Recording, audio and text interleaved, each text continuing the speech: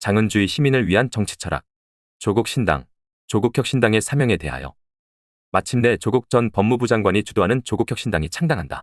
문재인 정부에서 추진하던 검찰개혁에 맞선 윤석열 일당의 검찰 쿠데타 와중에 온 가족이 도륙당하는 엄청난 고통을 겪었던 그가 결국 정치의 장에 들어와서 반격을 시작했다. 한때 온 나라를 시끄럽게 했던 이른바 조국 사태의 어떤 필연적 귀결이라고 볼 수 있는 새로운 국면이 전개되고 있다. 조국혁신당은 결코 국회의원 자리를 위해 연동형 비례대표 제도를 악용하는 무슨 일회용 정당이나 떴다방 정당이 아니다. 4년 전의 열린민주당과도 전혀 다른 성격을 지닌 정당이다. 내 생각에 이 당은 지금과 같은 우리 정치 지형에서 나름의 고유하고 객관적인 탄생의 이유와 사명을 갖고 있다. 세 가지 측면에서 이야기를 해볼까 한다. 어쩌면 조국 전 장관은 그동안 온 가족에 대한 검찰의 부당한 기소에 대해 사법부가 어느 정도는 바로잡아주리라 기대했을지 모르겠다. 그러나 알다시피 사법부는 검찰의 판단을 거의 그대로 따르며 검찰 편에 섰다. 물론 사법부의 판단처럼 조국 본인과 정경심 교수가 실제로 많은 죄를 지었을 수도 있다. 그러나 사법부가 내린 판결의 올곧음을 곧이곧대로 믿지 말아야 할 좋은 이유가 많다. 많은 시민은 사법의 정치화를 걱정한다. 이 사법의 정치화는 우리나라뿐만 아니라 전 세계적으로 확인되는 경향이지만 우리의 경우 너무 지나치게 도를 넘는 경우가 많았다. 다른 판결은 제쳐두고 조국 본인에 대한 재판 결과만 보라.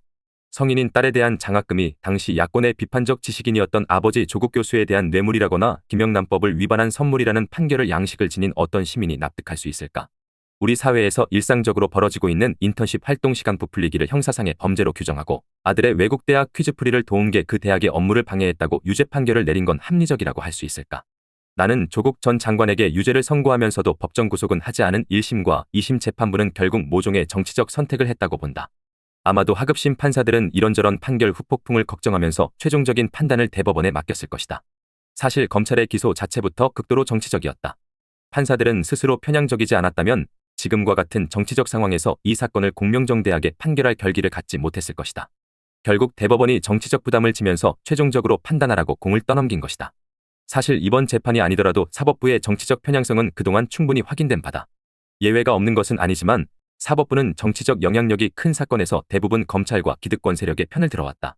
사법부의 판사들은 출신 계층이나 객관적인 사회적 지위로 볼 때 기본적으로 검찰 및 기득권 세력과 동일한 이해관계나 이데올로기를 갖는 경우가 많다. 게다가 우리나라 판사들은 수사권과 기소권을 독점한 준사법기관, 검찰의 막강한 권한에 휘둘릴 수밖에 없는 구조적 취약함도 있다.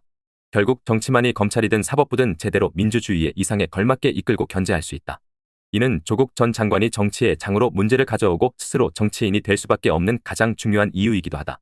말하자면 정치인 조국은 모종의 운명이다.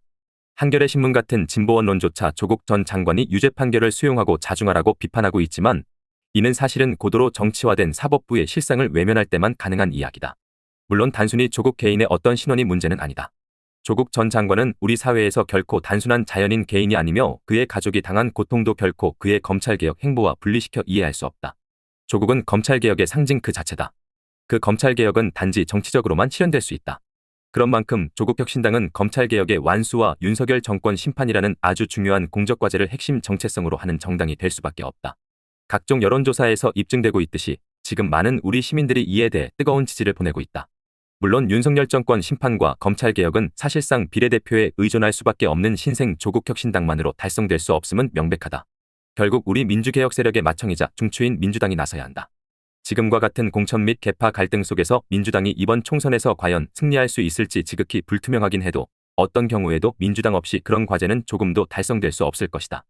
그러나 우리는 민주당이 그동안 조국 전 장관이나 검찰개혁이라는 과제와 관련하여 취해왔던 어정쩡한 태도를 잘 알고 있다. 심지어 민주당은 조국 전 장관과 관련하여서는 조국의 강을 건너야 하니 어쩌니 하며 볼썽사나운 태도마저 보여왔더랬다. 물론 이는 이 당에 속한 정치인들의 어떤 인간적 비겁함 탓만은 아니다. 민주당은 수권정당을 지향하기에 어쩔 수 없이 다소 중도적인 성향의 유권자들도 지지할 수 있는 이른바 포괄정당이 되어야 하는 까닭에 어떤 이유에서든 여론이 갈리는 조국 전 장관 관련 문제를 두고 선명한 입장을 취할 수가 없었다. 이는 곧 정치인 조국이 민주당을 기반으로 할 수 없고 새로운 정당을 만들어야 하는 핵심적인 이유다. 그러니까 검찰개혁이나 윤석열 정권 심판이라는 과제와 관련하여 민주당과 함께하면서도 민주당을 제대로 견인할 수 있는 새로운 정당이 출현할 수밖에 없다는 것이다. 어떤 경우에도 그런 과제는 민주당이 중심에 서지 않고서는 실현할 수 없지만 지금과 같은 우리 정치권의 조건과 상황에서 민주당만으로는 그 과제를 달성하는 게 불가능하다는 것도 분명해졌다. 민주당보다 진보적이라고 자처하는 정의당은 그동안 민주당 이중대가 되기 싫다는 이유로 많은 사안에서 국민의힘 이중대가 되는 선택도 마다하지 않았더랬다. 조국 사태는 그에 대한 중요한 변명거리가 되기도 했다. 무슨 이유인지 몰라도 진보정당을 자처하는 정의당은 민주공화국의 정체성을 유지하고 심화시키는 문제에 대해 지나치게 소극적이었다. 그동안 정의당이 차지하고 있던 자리에서 정의당과는 다른 방식으로 민주당과 관계를 맺을 수 있는 새로운 정당이 필요하게 된 이유다. 이런 맥락에서 조국혁신당은 민주당 왼쪽에서 더 선명하게 검찰개혁과 윤석열 정권 심판을 주도할 수 있는, 말하자면 민주당 선봉대 정당으로 자리매김될 수 있다. 그동안 제6공화국 정치체제에서 이런 성격을 가진 정당은 제대로 안착하기 힘들었다. 과거 민주노동당과 그 계보를 잇는 진보당이나 정의당이 몇몇 사안에서 그런 역할을 하겠다고 자처하기도 했지만 여러 가지 이유로 실패했다. 어떤 때는 엉뚱한 이념 지향이 문제가 되기도 했고, 정치적 유연성을 망각한 무슨 독자 노선에 대한 고집이 문제를 심화시켰다. 조국혁신당은 이제 그와는 전혀 다른 방식으로, 그러니까 민주당과 함께하면서도 민주당을 앞장서 견인하는 방식으로 역할을 할 수 있는 진보적 소수당의 위치에 서 있게 되는 것이다. 여론도 이 방향을 지지하고 있는 것처럼 보인다. 이번 총선에서 녹색정의당의 운명이 어떻게 될지 지금 시점에서 가늠할 수는 없다. 그러나 적어도 지금의 여론 동향을 보면 이 당이 우리 정치 구도 속에서 제대로 된 위상을 확보할 수 있을지는 여러모로 의심스럽다.